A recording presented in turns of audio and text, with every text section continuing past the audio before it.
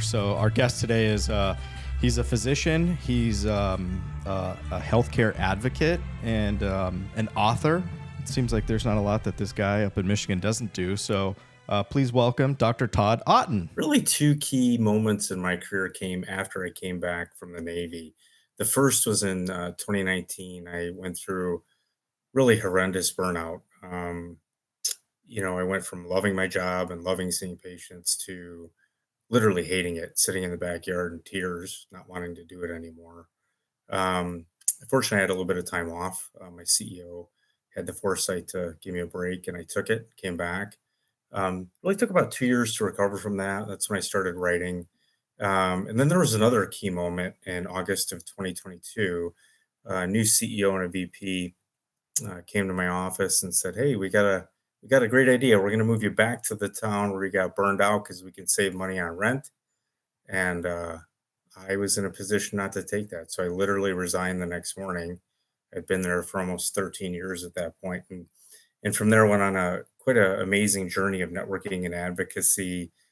Published a book, and now we're working on a project with a documentary really intended to pull the curtain back on how corporate greed is destroying medicine in the United States. Um, when you mentioned in 2019, you went through a period of burnout, and I feel like we've all been through that at some point. Last year, I was very burned out last year. Do you mind sharing kind of your experience? I mean, you can go into whatever comfort level you are. Oh yeah, sure. I'll be glad to get into it. Wow, it had been building for months. That lack of compassion, that anger at times, that short-tempered, the frustrations with paperwork. Um, and I was also suffering from some, personal post-concussive headaches um, as a result of having a bout of cluster headaches. I don't know if you've known anyone that's had cluster headaches, but they are nicknamed the suicide headaches. Ooh, And literally, I would be between patients with an oxygen mask on my face to try and get pain relief because high flow oxygen was the only thing that gave me relief. It was miserable. It was I don't wish that on anyone. Um, and so fast forward, that period was accelerated, I suppose, maybe the right word, when I had some pay withheld because I had two open charts, really. Like I had three, I think it was about 3 grand withheld and I was chief of staff at the time, and I was the ACO medical director. I'm like, what in the hell are we doing here? Like literally an MA had to check a box in both of these charts. I'm not kidding, Ryan. I think it took 60 seconds to close both charts. I wow. appealed it, and I don't know if they were making a stand or what they were trying to do. But anyways, so at that point, the wheels came off the bus. I'm like, that's it. You think you can do a better job as chief of staff? Do it yourself. I quit.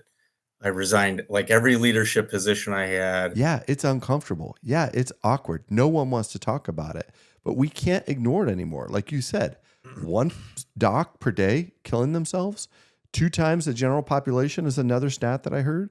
Um, we're beyond that now. We need to talk about this, and we need to talk about it a lot until we can reverse this trend, because we already have a physician shortage, and in the future, we're in big, big trouble. I mean, in the next couple of years, it's going to burst, and maybe it needs to burst. But if we're going to start killing ourselves at this massive rate, like we already are, that's going to accelerate things even further. So it's like, Yeah. not talking about it isn't working. It just isn't.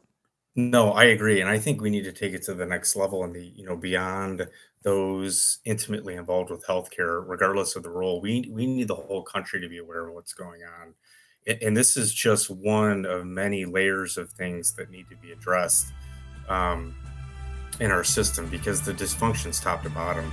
The exodus of physicians and nurses and everyone else is unreal at this point.